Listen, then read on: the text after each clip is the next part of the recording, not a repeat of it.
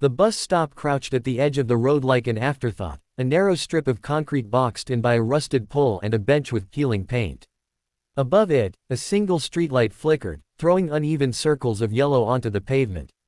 The wind cut through the street in sharp bursts, carrying the smell of exhaust and distant food stalls, and Amir stood with his hands buried deep in his pockets, shoulders hunched, trying to make himself smaller against the cold. His breath came out in pale clouds, each one dissolving almost as soon as it appeared. He glanced at his watch again.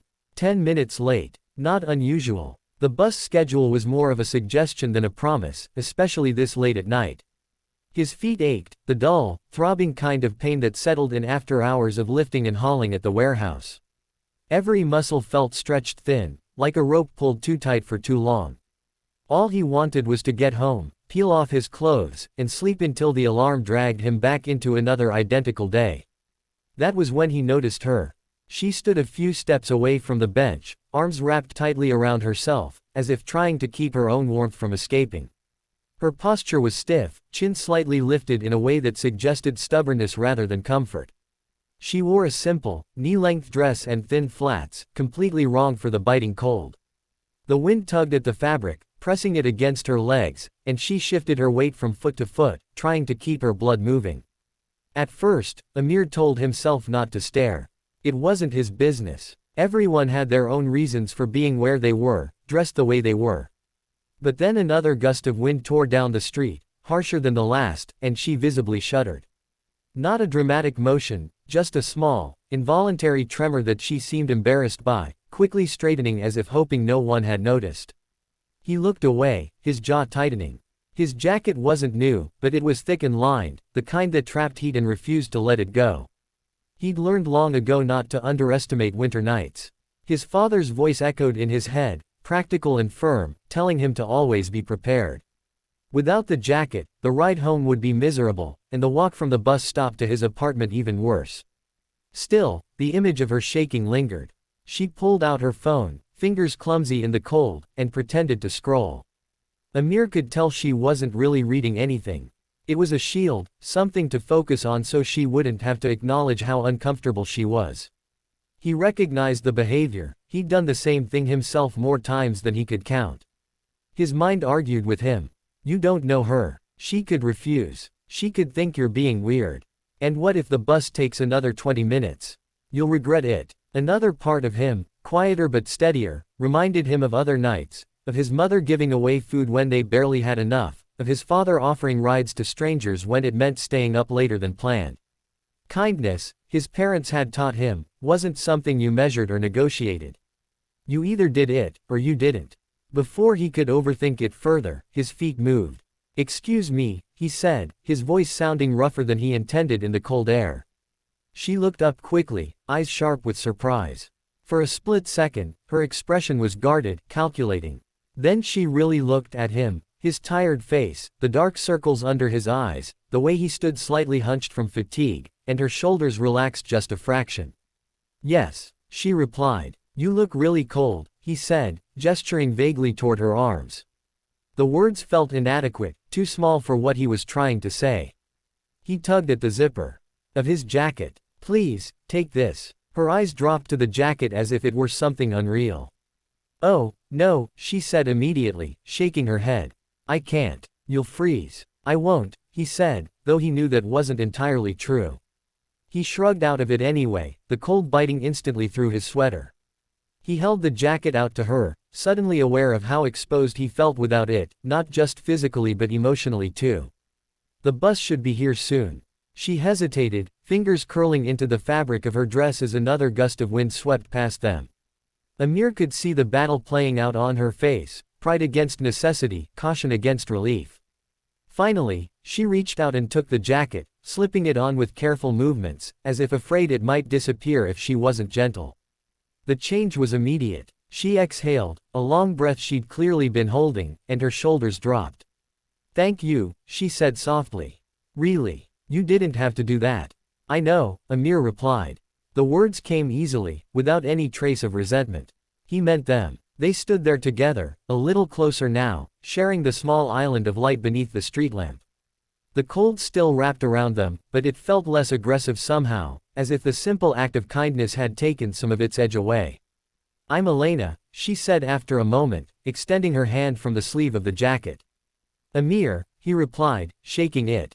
Her hand was still cool, but no longer trembling. "Long day?" she asked, nodding toward his tired posture. "You could say that," he answered with a faint smile. "Work never seems to end."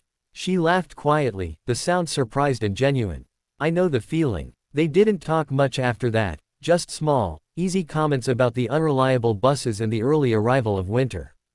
Amir found himself oddly comfortable in the silence between their words. It felt natural, unforced, like two people briefly occupying the same moment without needing anything more from it. When the bus finally appeared at the end of the street, its headlights cutting through the darkness, Elena turned to him. "I'll give this back," she said, gesturing to the jacket. "I promise." He waved it off. "Keep it until you're warm." "I'll survive." She studied his face for a second, as if trying to memorize it. "I won't forget this," she said quietly. Amir smiled, assuming she meant the jacket, and watched as she stepped onto the bus. The doors closed with a hiss, and the vehicle pulled away, leaving him once again alone under the flickering light, cold, tired, and strangely lighter than he had been all evening. 3 weeks passed, each day folding into the next with the same familiar rhythm of early alarms, crowded buses, and the constant ache in Amir's shoulders. The memory of the woman at the bus stop lingered in his mind longer than he expected, resurfacing at odd moments, when the wind cut sharply through the loading bay doors, or when he zipped up his sweater and instinctively reached for the jacket that was no longer there. He told himself it was silly to think about it so much. It had been a small thing, barely a moment in time. People helped each other every day, didn't they? Or at least, they should.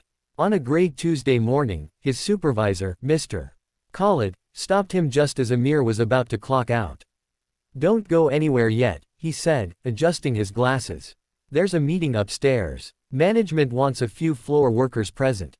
Amir frowned. Meetings upstairs were rare for people like him. Those floors were usually reserved for people in pressed shirts and quiet confidence, not steel-toed boots and worn hands.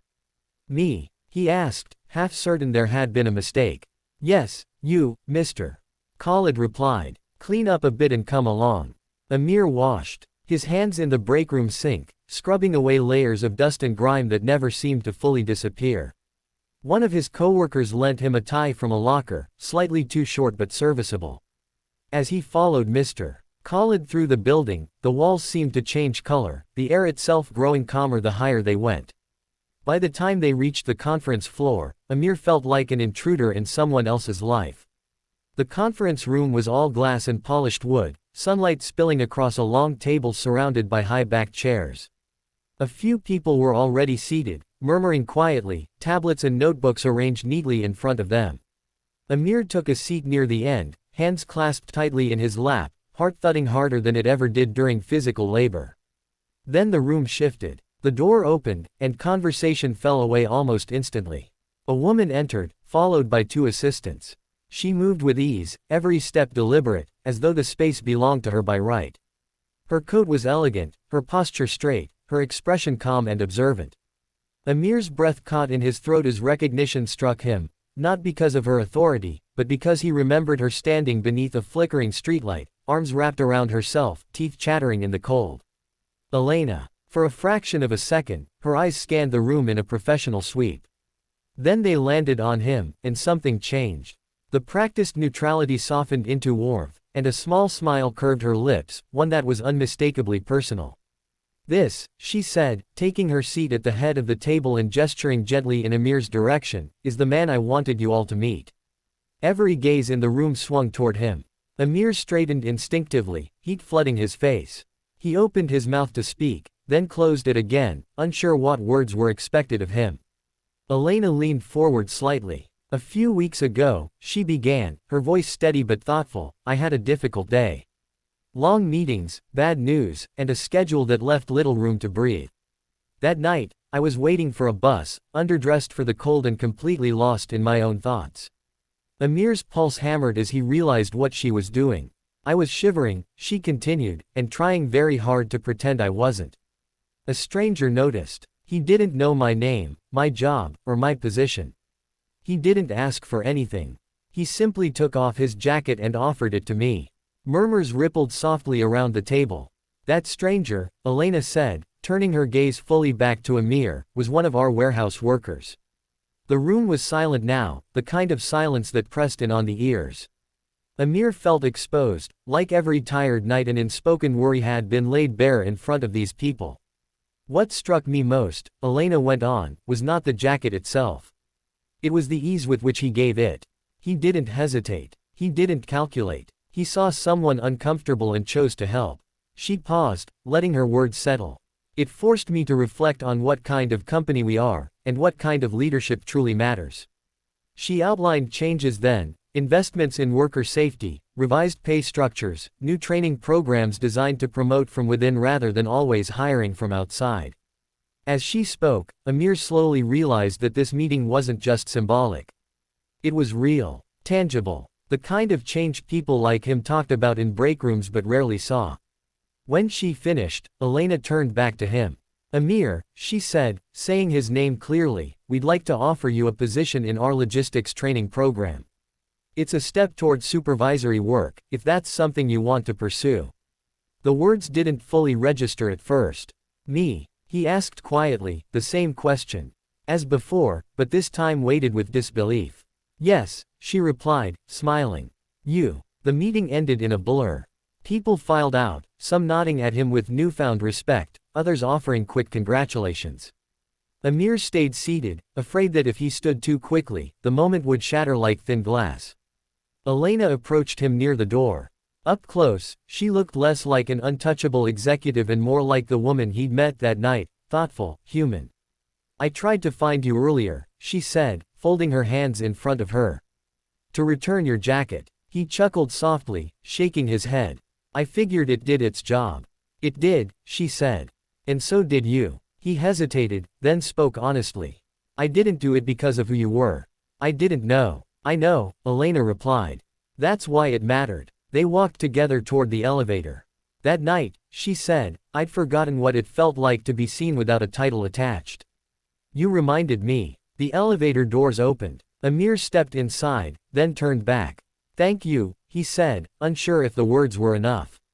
She smiled. Thank you first. As the doors closed and the elevator descended, Amir felt something unfamiliar but welcome settle in his chest. Hope. Not loud or dramatic, but steady. When he stepped back out into the city, the air was still cold, the streets still busy, and the future still uncertain, but it felt lighter somehow, as if a simple act at a bus stop had quietly shifted the direction of his life.